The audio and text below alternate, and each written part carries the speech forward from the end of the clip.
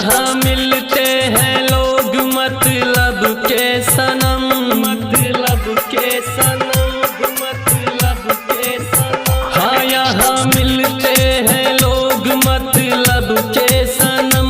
जब पैसा खत्म तब प्यार भी खत्म, जब पैसा खत्म तब प्यार भी खत्म, तब प्यार भी खत्म।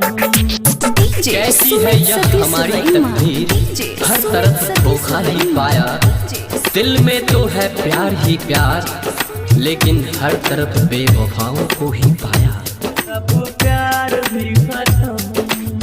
दिल में बसाने वाले दिल तोड़ देते हैं, काम निकलते ही साथ छोड़ देते हैं।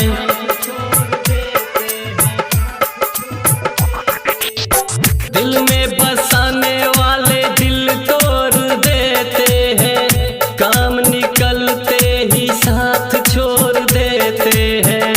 झूठे खाते हैं जीने मरने की कसम, हाँ झूठे खाते हैं जीने मरने की कसम। जब पैसा खत्म तब प्यार भी खत्म, जब पैसा खत्म तब प्यार भी खत्म।